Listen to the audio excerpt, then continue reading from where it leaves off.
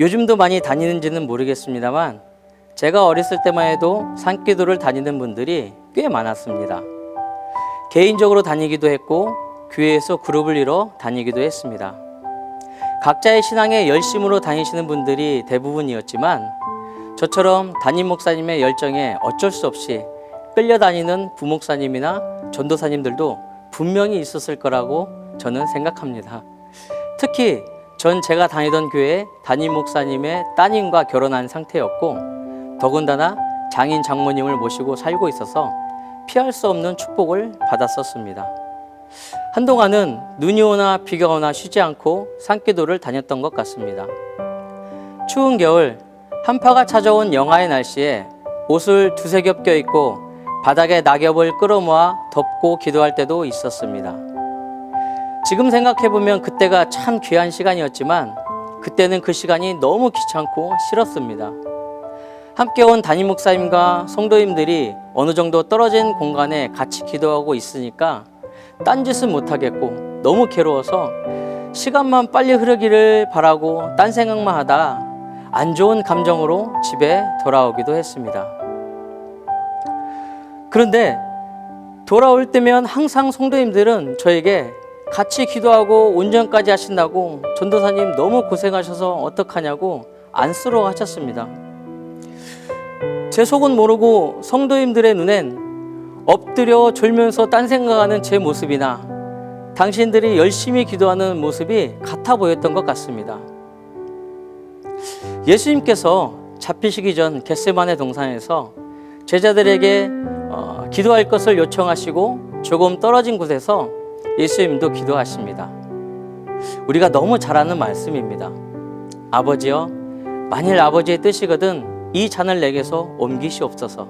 그러나 내 원대로 마시옵고 아버지의 원대로 되기를 원하나이다. 그리고 제자들에게 오니 제자들이 자고 있는 것입니다. 그런데 여러분, 제가 조금 전에 했던 그 산기도 얘기를 가만히 생각해 보시면 어두운 산에서 예수님께서 엎드려 기도하시는 모습과 제자들이 엎드려 잠든 모습을 뒤에서 보면 그것이 구분이 될까요? 전 구분이 안 됐을 거라 생각합니다.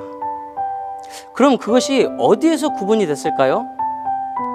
바로 가룟 유다와 대제사장 무리가 잡으러 왔을 때 명백히 드러났습니다.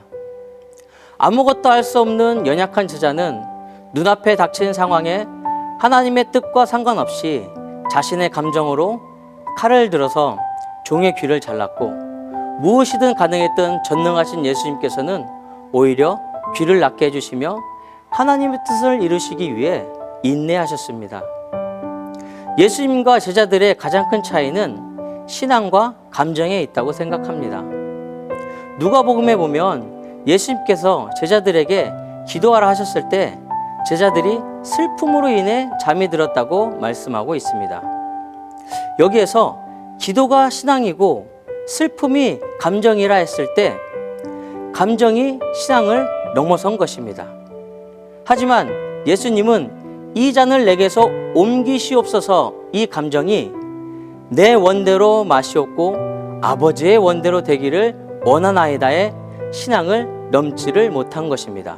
즉 신앙이 감정을 이긴 것입니다. 우리는 때론 감정에 사로잡혀 그것이 신앙인 줄 착각할 때가 있습니다. 마치 예수님께서 엎드려 기도하는 모습과 제자들이 엎드려 있는 모습이 구분이 안 되는 것처럼 말입니다. 하지만 그것은 위기의 때 우리의 감정으로 여실히 드러나게 되고 하나님의 뜻과 전혀 상관없이 오히려 주변 사람에게 상처를 주게 됩니다. 세상이 우리를 바라보는 모습도 마찬가지입니다. 그들은 예수님과 우리를 구분을 못합니다. 아니, 안 합니다. 그냥 똑같이 취급합니다. 그러기에 신앙인인 척 감정을 앞세우다간 예수님도 우리처럼 취급해버립니다. 우리의 모든 기도가, 우리의 모든 신앙이 예수님의 기도처럼 되기를 소망합니다. 나의 원대로 마시옵고 아버지의 원대로 되기를 원하나이다.